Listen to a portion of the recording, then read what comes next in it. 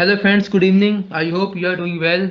Today I would like to share my knowledge and point of view, and we will discuss about the GST registration. When we require to get register under GST Act, कब कब business entity को GST में registration लेना है, कब कब नहीं लेना, कब कब उसके लिए जीएसटी में रजिस्ट्रेशन लेना कंपलसरी हो जाता है, कब कब वो एग्जेम्प्ट है। आज हम ये सब चीजें डिस्कस करेंगे। तो मैं स्टार्ट करना चाहूंगा आपके सामने कि जीएसटी रजिस्ट्रेशन का प्रोसेस क्या है, कब हमें रजिस्ट्रेशन लेना है, रजिस्ट्रेशन कैसे होगा, अमेंडमेंट कर सकते हैं एक बार जीएसटी रजिस्ट्रेशन में गलती हो जाए या बाद में हमें कुछ चेंजेस किए हैं तो क्या अमेंडमेंट हो सकती हैं। अगर किसी का बिजनेस किसी वजह से बंद हो गया है, रीजन बहुत हो सकते हैं, क्या कैंसिल हो सकता है रजिस्ट्रेशन, क्या कोई रजिस्ट्रेशन कैंसिल होने के बाद रिवोक हो सकता है यानी फिर से भी एक्टिवेट हो सकता है। अगर किसी यदि कोई जीएसटी रजिस्ट्रेशन लेने के लिए एप्लीकेबल था उस पर कि उसे जीएसटी रजिस्ट्रेशन लेना है लेकिन उसने नहीं लिया तो उसे क्या पेनल्टी है। तो सबसे पहले डिस्कस करेंगे कि उसे जीएसटी रजिस्ट्रेशन कब लेना है। ये बहुत ही क्रूशियल पॉइंट है कि हमें जीएसटी रजिस्ट्रेशन लेने की लायबिलिटी कब आती है। क्या किसी को भी जो सप्लाई करता है या गुड्स की या सर्विसेज की उसको जीएसटी रजिस्ट्रेशन लेना पड़ेगा, कब लेना पड़ेगा। तो section 22 of the CGST act 2017 describes the liability to take registration under CGST Act 2017। क्या क्या लिमिट्स हैं। जो भी सप्लाई इंडिया में है except Jammu and Kashmir and special category states, Jammu and Kashmir भी एक स्पेशल कैटेगरी स्टेट में भी आता है, लेकिन जितने भी स्टेट्स बचे उनके लिए अगर वो गुड्स सप्लाई करते हैं, अगर उनकी ट्रेडिंग गुड्स के अंदर है तो उनके लिए अप टू ₹40 लाख, यदि वो पूरे साल में 40 लाख रुपए की सेल करते हैं, सेल ऑफ गुड्स। याद रहे और ध्यान रहे, मैं यहाँ सर्विस की बातें नहीं कह रहा हूँ आपसे। अगर कोई trading company, trading organisation, trading entity है और वो एक साल में 40 लाख रुपए तक के अपने बिजनेस करती है एक्सेप्ट स्पेशल कैटेगरी स्टेट से जम्मू एंड कश्मीर, तो उसको जीएसटी रजिस्ट्रेशन नहीं लेना। इसके अलावा अगर कोई स्पेशल कैटेगरी स्टेट्स हैं, स्पेशल कैटेगरी स्टेट्स होते हैं अरुणाचल प्रदेश, मेघालय, मिजोरम, नागालैंड, सिक्किम आपके और जम्मू एंड कश्मीर भी, इनके लिए लिमिट 20 लाख रुपीज है। लेकिन हाँ, जम्मू एंड कश्मीर एक स्पेशल स्टेट होते हुए भी लिमिट 40 लाख है। याद रहे, मैं फिर रिपीट करता हूँ, कोई भी सप्लायर्स इंडिया में जीएसटी में कब रजिस्टर होगा यदि वो गुड्स की ट्रेडिंग करता है और एक साल में उसकी लिमिट अगर 40 लाख रुपए से ज्यादा है तो उसे जीएसटी में रजिस्ट्रेशन लेना है। लेकिन अगर वो स्पेशल कैटेगरी स्टेट्स है, स्पेशल कैटेगरी स्टेट्स यानी मिजोरम, मेघालय, नागालैंड, सिक्किम, ये कुछ स्पेसिफिक स्टेट्स होते हैं, तो उनकी लिमिट 20 लाख है, यानी कि अगर 20 लाख से ऊपर पहुंचते हैं तो उनको रजिस्ट्रेशन लेना है। लेकिन एक स्पेशल कैटेगरी स्टेट होता है Jammu and Kashmir, Jammu and Kashmir special category state होते हुए भी आज की डेट में उस पर जो लिमिट है वो नॉर्मल स्टेट की तरह ही लगती है, यानी कि उसकी जो लिमिट है वो 40 लाख रुपए ही है। इसके अलावा अगर कोई सर्विस प्रोवाइडर है तो उसके लिए कोई 40 लाख 20 लाख नहीं है, उसके लिए लिमिट 20 लाख रुपीज है। तो सर्विस प्रोवाइडर केस में वो 20 लाख रुपीज ही आपकी लिमिट, पर कोई चेंज पहले की बात ही नहीं हुआ है क्योंकि 1 अप्रैल 2019 से चेंजेस हो गए थे, ये लिमिट डबल हो गई थी। लेकिन सर्विस प्रोवाइडर केस में वो 20 लाख और स्पेशल कैटेगरी के स्टूडेंट 10 लाख की ही लिमिट कंटिन्यू रहेंगी। अब बात यह आती है कि हमें टर्नओवर, ये 40 लाख के टर्नओवर, 20 लाख के टर्नओवर, 10 लाख के टर्नओवर काउंट करते टाइम हमें क्या क्या टर्नओवर में लेना है, क्या क्या टर्नओवर में नहीं लेना है। सबसे पहली बात, अगर किसी का एक पैन नंबर पे ही 8 रजिस्ट्रेशन है, पैन नंबर एक ही होगा किसी भी एक एंटिटी का, यदि उसके अलग अलग स्टेट में या एक ही स्टेट में या उसके 25 रजिस्ट्रेशन भी है तो लिमिट टोटल ही काउंट होगी। यानी कि ऐसा नहीं हो सकता हर स्टेट के लिए या हर रजिस्ट्रेशन के लिए एक ही पैन नंबर पे 40 से 20 लाख की लिमिट काउंट होगी। वो लिमिट जो काउंट होगी आपकी वो सभी कंबाइंड बेसिस पे होगी। तो अब एग्रीगेट टर्नओवर सेक्शन 2 सबसेक्शन 6 क्या डिफाइन करता है कि टर्नओवर काउंट करते वक्त हमें सारी टैक्सेबल सप्लाई देनी है, एग्जेम्प्ट सप्लाई भी है तो वो भी टर्नओवर में काउंट करनी है, यदि कोई हमने एक्सपोर्ट भी की है गुड्स की सर्विसेज की वो लेनी है, हमारी ब्रांच ट्रांसफर भी सप्लाई मानी जाती है वो भी लेनी है। इसके अलावा अगर हमने किसी प्रिंसिपल के बिहाफ पर सप्लाई की है वो लेनी है। लेकिन इसका अंदर हम वो सप्लाई नहीं लेंगे जिसपे हमने रिवर्स चार्ज मैकेनिज्म के अंदर टैक्स पे किया है, या फिर कोई जॉब वर्कर है तो उसके लिए जॉब वर्क की सप्लाई नहीं लेंगे, अब जॉब वर्क की वैल्यू नहीं लेंगे। यानी कि सारी taxable supply, exempt supply, inter states stock transfer, अगर डिस्टिंक्ट एंटिटी है तो सिंगल एंटिटी मानेंगे उसको भी, और प्रिंसिपल के बिहाफ पे सप्लाई कोई भी चीज होगी हम उसको टर्नओवर में काउंट निश्चित रूप से करेंगे। लेकिन रिवर्स चार्ज मैकेनिज्म में कोई हमारी इनवर्स सप्लाई है, हमने उस पर आरसीएम पे किया है चूंकि हम उसे आउटपुट में दिखाकर उस पर टैक्स पे करते हैं रिवर्स चार्ज में, उसके बावजूद उसके होने के बाद भी हम उसे एग्रीगेट टर्नओवर में इंक्लूड नहीं करेंगे। कोई भी टैक्सेस जो जीएसटी के जितने भी टैक्सेस होते हैं वो इसमें हम इंक्लूड नहीं करेंगे, और कोई भी जॉब वर्क की वैल्यू इसमें हम इंक्लूड नहीं करेंगे। इसके बाद अब आती है कि अगर कोई गोइंग कंसर्न बिजनेस है, कोई गोइंग कंसर्न बिजनेस है, तो उस केस में क्या रजिस्ट्रेशन लेना है? हाँ बिल्कुल लेना है, उसकी कोई एजम्पशन नहीं है, आपको कोई एजम्पशन लिमिट नहीं है। गोइंग कंसर्न बिजनेस, अगर किसी हमने अपना बिजनेस किसी और ने हमारा टेक ओवर कर लिया तो उसको रजिस्ट्रेशन लेना है। अगर हमारा बिजनेस किसी ने हाई कर लिया, कोर्ट का ऑर्डर आया, तो उसके कोई एजम्पशन लिमिट नहीं है, उसको रजिस्ट्रेशन लेना है। ये सेक्शन 222 में लायबिलिटी आ गई आपकी कि आपको जीएसटी में रजिस्ट्रेशन कब लेना है। इसके अलावा कुछ केसेस होते हैं जिसमें आपके लिमिट्स भी नहीं देखनी होती, यानी कि ऐसे कुछ कंपल्सरी केसेस हैं। Section 24 of the CGST act 2017 उसको डिफाइन करता है कि ऐसे कुछ पॉइंट्स हैं, ऐसे कुछ केसेस हैं जिनमें आपको रजिस्ट्रेशन जीएसटी का लेना मैंडेटरी होता ही होता है। जैसे कि आईएसडी, इनपुट सर्विस डिस्ट्रीब्यूटर, इसके लिए कोई भी टर्नओवर की लिमिट नहीं चेक होगी, इररेस्पेक्टिव ऑफ द टर्नओवर, इसको जीएसटी रजिस्ट्रेशन लेना मैंडेटरी है। एक व्यक्ति जो इंटर स्टेट सप्लाई कर रहा है, इंटर स्टेट यानी कि अगर मैं यूपी का हूं, अगर वो दिल्ली सप्लाई कर रहा है, तो उस केस में 20 लाख 40 लाख की लिमिट नहीं देखी जाती। अगर मैं यूपी का हूं और मैं दिल्ली 1 रुपए का माल भी सेल करता हूं, तो मुझे जीएसटी रजिस्ट्रेशन लेना है। याद रहे ये केसेस आपको लेना है, और ये गुड्स का केस में लेना है, ठीक है। अगर मैं inter state supply of services provide करता हूं, तो उसके लिए बाद में गवर्नमेंट ने एजम्पशन जो है हटा दी थी, यानी कि उसको एजम्पशन, मतलब उसको आपको कोई नीड नहीं है जीएसटी लेने की। यानी कि आप अगर inter state supply of goods करते हैं तो ही आपको रजिस्ट्रेशन लेना है। अगर आप inter state supply of services करते हैं तो 20 लाख की लिमिट आपकी काउंट होगी। कोई कैजुअल टैक्सेबल पर्सन है, कैजुअल टैक्सेबल पर्सन होते हैं आपके, जैसे ट्रेड फेयर्स। अगर ट्रेड फेयर्स लगते हैं तो ये बंदे आते हैं, ये प्रैक्टिस, ये आते हैं इंडिया में, कुछ कुछ दिनों के लिए भी बिजनेस करते हैं, चले जाते हैं। तो कैजुअल टैक्सेबल पर्सन की तो कोई लिमिट नहीं देखी जाती, इनके लिए रजिस्ट्रेशन लेने का क्राइटेरिया भी डिफरेंट होता है, और इनको रजिस्ट्रेशन लेना ही लेना है।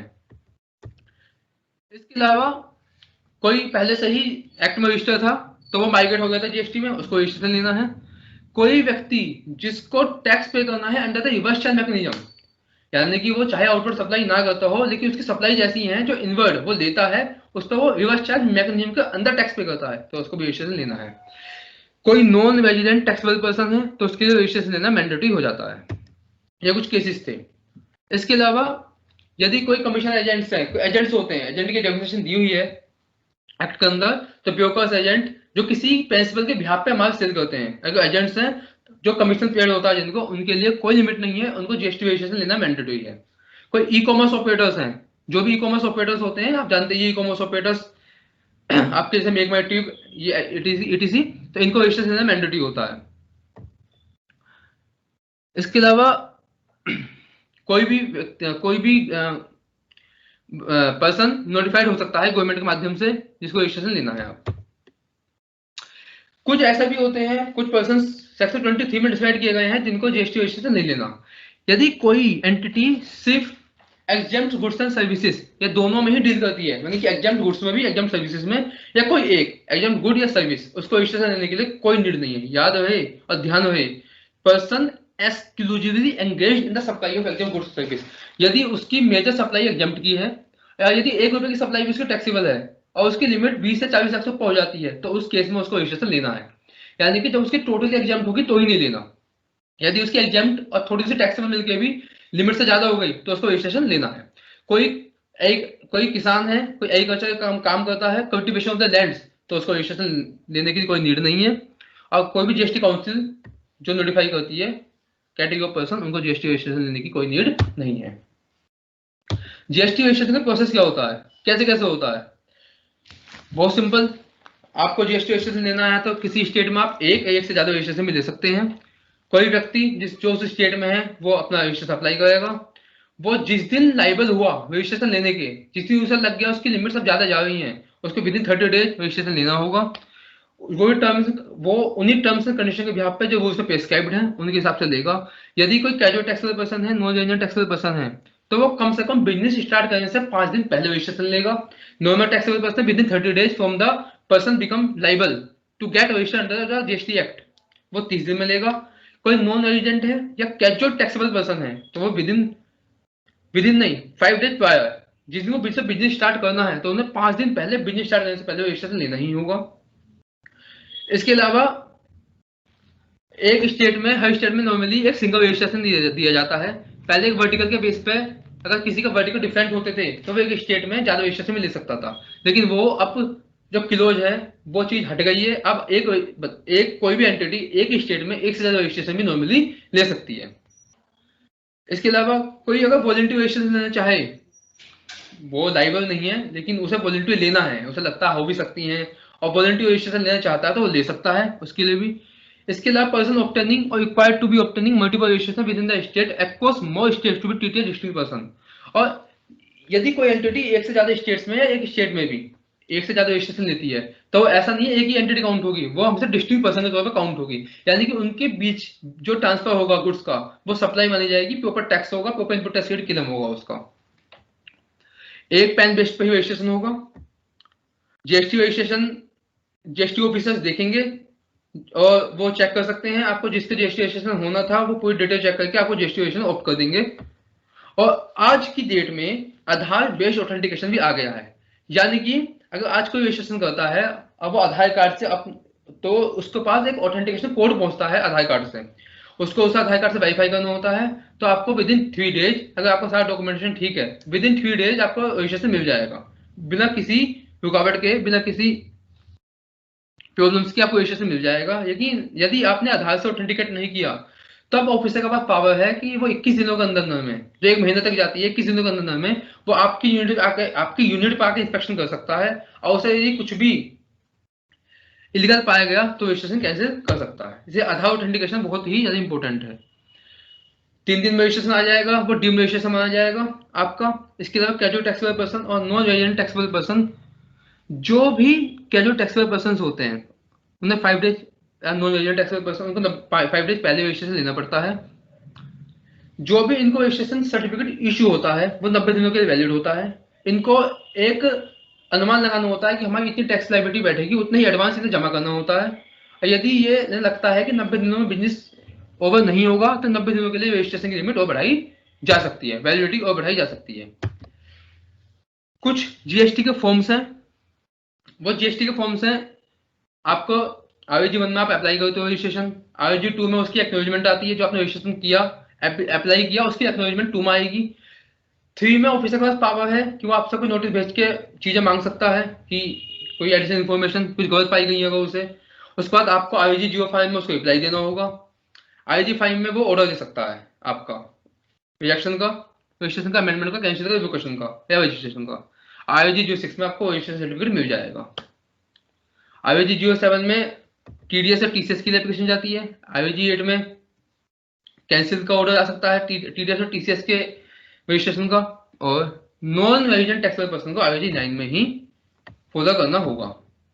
इसके अलावा आईजी 10 में आप एक्सटेंशन के लिए अप्लाई कर सकते हैं।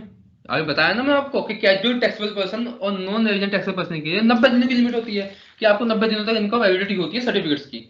लेकिन इनको लगता है कि 90 दिनों में नहीं होगा तो ये ऑफिसर से अप्रूवल लेके असेसिंग ऑफिसर से 90 दिनों की वैलिडिटी बढ़वा भी सकते हैं। असेसिंग ऑफिसर के पास पावर होती है तो 90 दिनों के लिए अपना रजिस्ट्रेशन बढ़ा दे।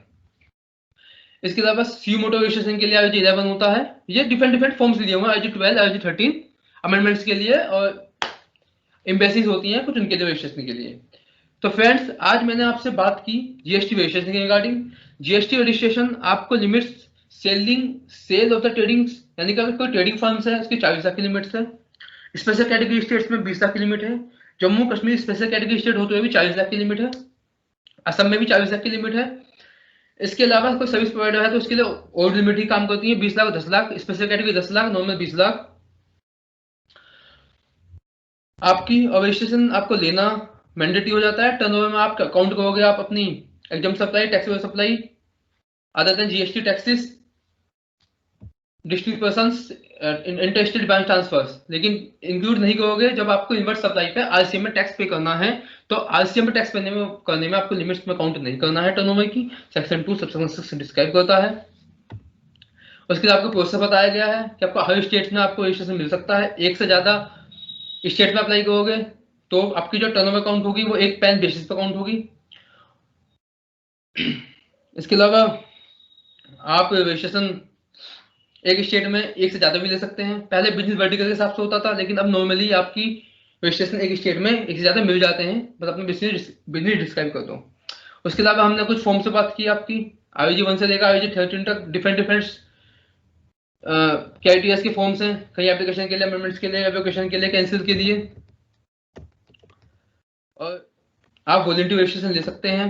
आधार बेस्ड ऑथेंटिकेशन अब स्टार्ट हो चुका है, तो आप आधार बेस्ड ऑथेंटिकेशन ले सकते हैं। कुछ कंपल्सरी रजिस्ट्रेशन की आपकी लिमिट्स इसमें फुलफिल नहीं होती, लिमिट्स की आपको नीड नहीं होती, फुलफिल किया सॉरी, लिमिट्स की आपको नीड नहीं होती। आप नॉर्मली रजिस्ट्रेशन उसमें लेना ही पड़ेगा। जैसे कमीशन एजेंट्स हैं, अगर इंटर स्टेट सप्लाई कर रहे हो गुड्स की, ई कॉमर्स ऑपरेटर्स हैं, ETC पूरी लिस्ट मैंने दी हुई है आपकी सेक्शन 24 में। तो आप उसमें रजिस्ट्रेशन आपको कंपल्सरी हो जाता है। इसके अलावा कुछ एग्जाम्प्ट से आपको जो एग्जाम सप्लाई में लगा हुए हैं उनको रजिस्ट्रेशन नहीं लेना। कल्टीवेशन ऑफ लैंड में कोई फॉर्मर लगा हुआ है उसको नहीं लेना, और कोई भी पर्सन जो नोटिफाई करे गवर्नमेंट को। आज इस वीडियो में आपको इतना ही बताऊंगा। Thank you. I hope you got all the points, all the clarification. यदि आपको कोई